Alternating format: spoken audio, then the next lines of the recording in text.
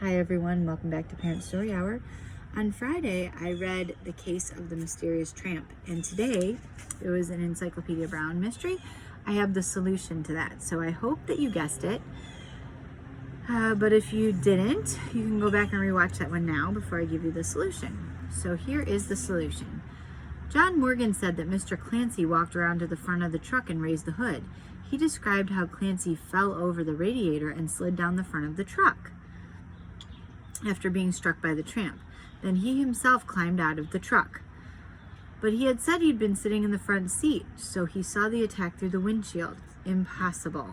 The hood of the truck was raised, remember? All John Morgan could have seen through the windshield was the hood.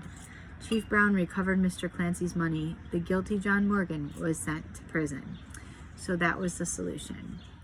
Now today, I have another book for you. It's not a mystery. Well, it's kind of a mystery, but a different kind.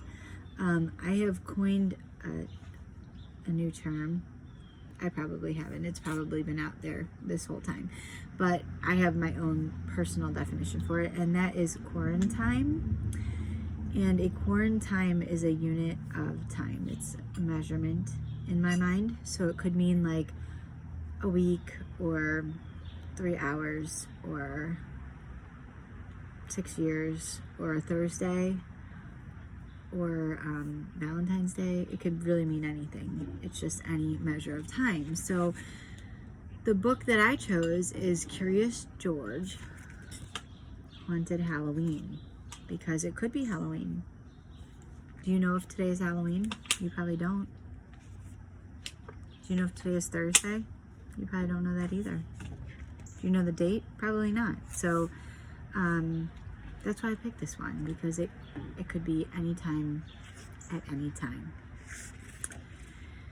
This year, George was spending Halloween in the country. The last autumn leaves were falling. George and the man with the yellow hat were busy raking.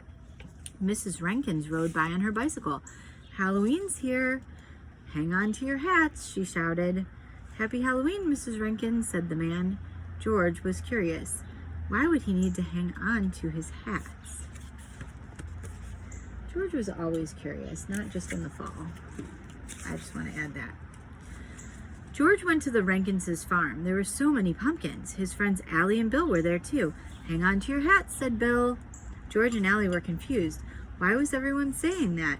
"Haven't you heard the legend of No Noggin?" Bill said. They hadn't. I hadn't either. So here's Bill about to tell the story of No Noggin. Then Bill told them the spooky story. A long time ago, there was a scarecrow perched by Old Lonesome Tree. And that is capitalized. I just want to let you know, Old Lonesome Tree is capitalized. It's obviously a very special area in the story. It had a big pumpkin for a head and a hat on top. But one Halloween, the pumpkin went missing. From then on, everyone called the scarecrow No Noggin because it had no head. Okay, so here is what it looked like before, and here is the damage. So it has no head. You can see that. So far, it's a pretty good legend, good ghost story. Gets a little weird though. No Noggin was angry. What good was a hat without a head? Can't say I disagree. That's why every Halloween night, No Noggin shows up and kicks people's hats off. So, is he a ninja? George was spooked. A headless scarecrow ghost? Don't worry, said Bill. Just make sure you hang on to your hat on Halloween. So I have to show you the picture of No Noggin kicking. What? They couldn't think of a better way to scare the children. This doesn't even look how scared he looks. That's not even, look at this leg.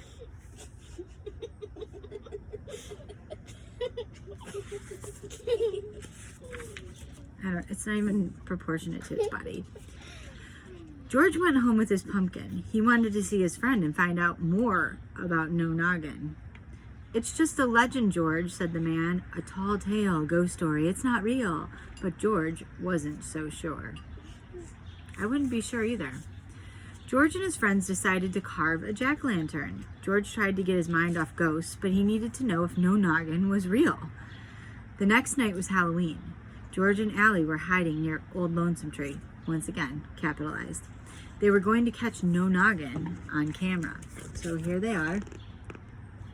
They are ready. They've got their camera from like 1972, and they are ready. Suddenly, they saw a shadow. Could it be No Noggin? George took a photo, but it was only Bill in his wizard costume. Then George and Allie had an idea.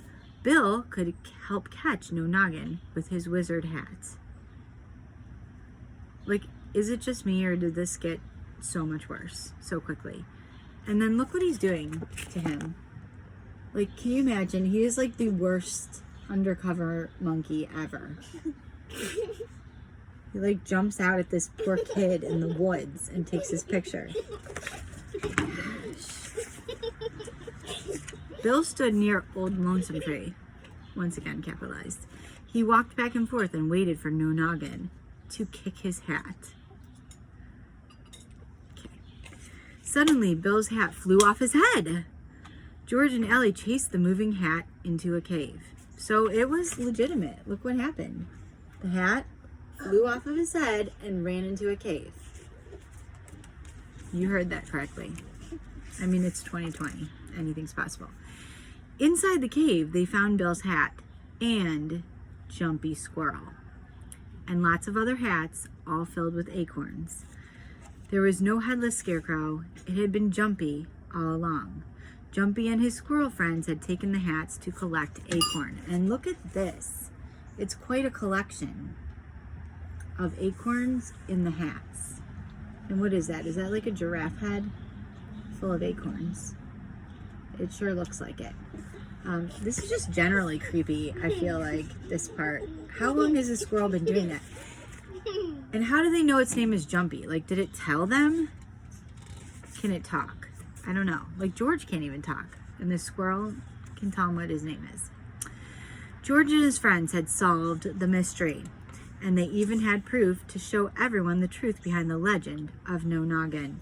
Well, maybe after Halloween, now it was time for George to put on his costume and join his friends for trick-or-treating. And look how clever. Now notice the Jumpy the squirrel. Look, he's like flying mid-air with a wizard hat on his face.